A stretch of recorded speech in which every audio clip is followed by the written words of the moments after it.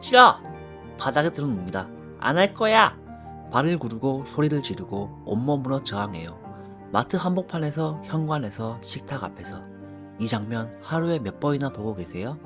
오늘 심리학 현미경이 자세히 들여다보겠습니다. 아이가 떼를 쓰기 시작하면 부모 머릿속엔 이런 생각이 올라와요. 왜 말을 안 듣지? 왜 이렇게까지 하지? 내가 뭘 잘못하고 있는 건가? 그러다 주변 시선이 느껴져요. 마트에서 들어 누운 아이를 끌어안고 나올 때 등 뒤에서 따라오는 그 눈빛. 저 부모 뭐 하는 거야?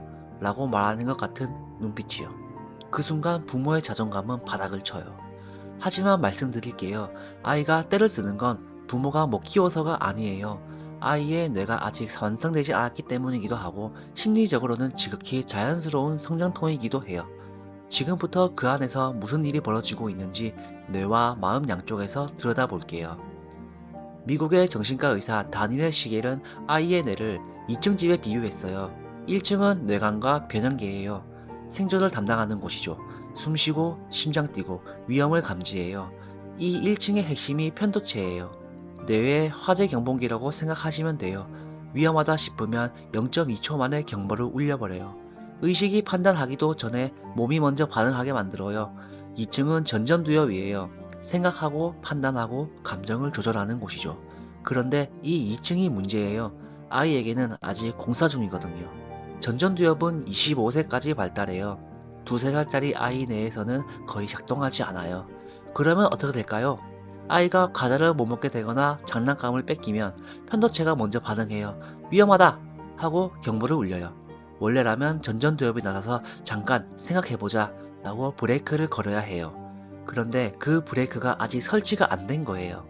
그래서 편도체가 보낸 경보가 그대로 시상하부로 전달돼요. 시상하부는 뇌의 비상 버튼이에요. 이게 눌리면 몸 전체에 전투 명령이 내려가요. 아드레날린이 쏟아져요. 심장이 빨라지고 근육이 긴장돼요. 코르티솔이 분비돼요. 스트레스 호르몬이 뇌를 덮어버려요. 여기까지 듣고 가슴이 답답해진 분 있을 거예요. 내 아이한테 이런 일이 벌어지고 있었다니. 괜찮아요. 지금 알았으면 된 거예요. 아이의 몸은 지금 호랑이를 만난 것과 같은 상태가 돼요. 그래서 소리를 지르는 거예요. 발을 구르는 거예요. 바닥에 드러눕는 거예요. 이건 버릇이 없는 게 아니에요. 뇌가 생존 모드에 들어간 거예요. 다니엘 시겔은 이 상태를 뚜껑이 열렸다고 표현했어요. 2층과 1층 사이에 계단이 끊어진 거죠. 그런데 여기서 한 가지 더 생각해 볼 게 있어요. 뇌과학은 왜 몸이 그렇게 반응하는지를 알려줘요. 그렇다면 왜 그 감정이 생기는지는 뭐가 설명해 줄까요? 바로 심리학이에요. 영국의 정신과 의사 존 볼비가 만든 애착 이론에 따르면 아이가 우는 것, 매달리는 것, 때를 쓰는 것, 이건 전부 부모에게 보내는 SOS 신호예요. 아이의 뇌는 아직 혼자서 감정을 처리할 수 없어요. 그래서 가장 가까운 사람에게 나 지금 무너지고 있어 도와줘 하고 신호를 보내는 거예요. 메리 에인스워스라는 심리학자가 이걸 실험으로 증명했어요. 낯선 상황 실험이라고 불리는 유명한 연구예요. 12개월 된 아이를 낯선 방에 데려가요. 엄마가 잠깐 나갑니다. 아이가 울고 불안해해요.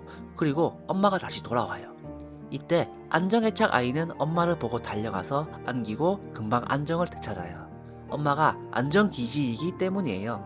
반면 불안정 애착 아이는 엄마가 돌아와도 밀어내거나 울음을 멈추지 못하거나 아예 무시해버려요. 이쯤 되면 불안해지실 수 있어요. 우리 아이는 괜찮을까? 걱정 안 하셔도 됩니다. 지금 이 영상을 보고 계시다는 건 이미 좋은 부모라는 뜻이니까요. 핵심은 이거예요. 떼쓰기는 애착 신호예요. 아이가 부모를 믿기 때문에 감정을 폭발시키는 거예요.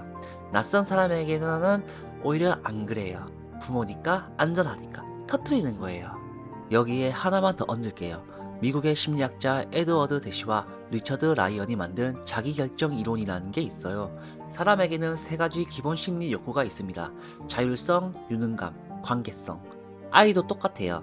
태어난 순간부터 나도 스스로 하고 싶다는 자율성 욕구를 가지고 있어요. 이 옷 입어. 싫어. 이거 먹어. 안 먹어. 여기서 놀아. 저기 갈 거야. 이건 반항이 아닙니다. 자율성 욕구가 좌절되면서 터져나오는 반응이에요. 정리하면 이렇습니다. 뇌과학적으로는 편도체가 폭발한 거고 심리학적으로는 자율성 욕구가 꺾인 거고 애착 이론으로 보면 부모에게 보내는 SOS인 거예요. 같은 떼쓰기를 뇌와 마음 양쪽에서 보니까 비로소 전체 그림이 보이죠? 그러면 이 상태에서 그만해! 왜 이래? 하면 어떻게 될까요? 뇌과학적으로는 편도체에 기름을 붓는 거예요. 불이 더 켜집니다. 심리학적으로는 자율성을 한 번 더 짓밟히는 거고 아이가 보낸 SOS를 무시하는 거예요. 당연히 때가 더 심해집니다. 그러면 대체 어떻게 해야 하느냐? 지금부터 말씀드릴게요. 부모가 해야 하는 건 끊어진 계란을 다시 놓아주는 거예요. 이걸 공감 조율, 영어로는 co-regulation이라고 합니다. 부모의 조절된 뇌가 아이의 조절되지 않은 뇌를 도와주는 과정이에요. 이건 그냥 달래기가 아닙니다. 뇌과학과 심리학 양쪽에서 근거가 있는 방법이에요. 미국의 심리학자 존 가트맨은 부모를 4가지 유형으로 나눴습니다. 첫 번째, 축소 전환형이에요. 별거 아니야, 울지마. 아이의 감정을 작게 만들고 다른 데로 돌리는 부모입니다. 두 번째, 억압형이에요. 그만 울어. 또 울면 혼난다. 감정 자체를 틀렸다고 하는 부모입니다. 세 번째, 방임형이에요. 아이가 울든 말든 알아서 하라고 놔두는 부모입니다. 네 번째, 감정 코칭형이에요. 아이의 감정을 있는 그대로 인정하고 이름을 붙여주고 함께 해결책을 찾아주는 부모입니다. 혹시 지금 뜨끔하신 분 있으세요? 저도 처음 이 분류를 봤을 때 그랬어요. 나는 몇 번째 유형이지? 하고요. 가트맨이 3년에 걸쳐 종단 연구를 했습니다. 결과는 놀라웠습니다. 감정 코칭형 부모의 아이는 또래보다 감정 조절 능력이 높았고 친구 관계도 좋았고 학업 성취도 높았습니다. 그래서 지금부터 알려드리는 5단계는 뇌과학의 co-regulation 가트맨의 감정 코칭 그리고 자기결정 이론의 자율성 존중을 전부 합친 방법이에요. 1단계 멈추세요. 아이가 때를 쐬는 순간 부모의 편도체도 같이 반응해요. 나도 지금 흥분하고 있구나를 먼저 알아차려야 합니다. 3초만 숨을 쉬세요. 이 3초가 부모의 전전두엽을 다시 켜줘요. 부모의 전전두엽이 켜져야 아이의 꺼진 전전두엽을 대신해 줄 수 있습니다. 2단계, 몸을 낮추세요. 아이의 눈높이로 내려가세요. 위에서 내려다보면 아이의 편도체는 더 큰 위협으로 받아들여요.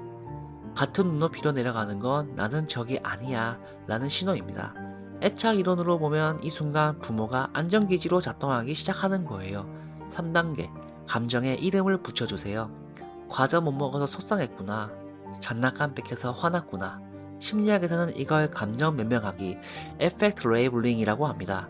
UCLA 연구에 따르면 감정을 말로 표현하면 편도체 활성화가 줄어들어요. 그리고 이게 바로 가트맨의 감정 코칭에서 가장 중요한 단계이기도 합니다. 아이의 감정에 이름을 붙여주면 뇌가 그 감정을 정리하기 시작해요. 혼란스러웠던 감정이 이게 속상한 거구나 하고 정리되는 겁니다. 4단계 안아주세요. 부드럽게 등을 토닥여주세요. 피부 접촉은 옥시토신을 분비시킵니다. 옥시토신은 코르티솔을 낮추고 편도체를 진정시켜요. 볼비의 애착 이론으로 보면 이 포옹이 아이에게 넌 안전해, 나는 여기 있어 라는 메시지를 보내는 겁니다. 아이의 뇌에 다시 안전 신호가 전달되는 거예요. 5단계 때가 끝난 뒤 이야기를 나눠주세요. 아까 속상했지? 과자 먹고 싶었는데 안 돼서 화났구나. 다음에는 과자 먹고 싶어 라고 말해볼까? 이건 아이의 뇌에서 전전두엽이 연습하는 시간이에요. 그리고 자기결정 이론 관점에서도 아주 중요한 순간입니다. 이럴 때는 어떻게 하면 좋을까? 이 질문은 아이에게 선택권을 들려주는 거예요.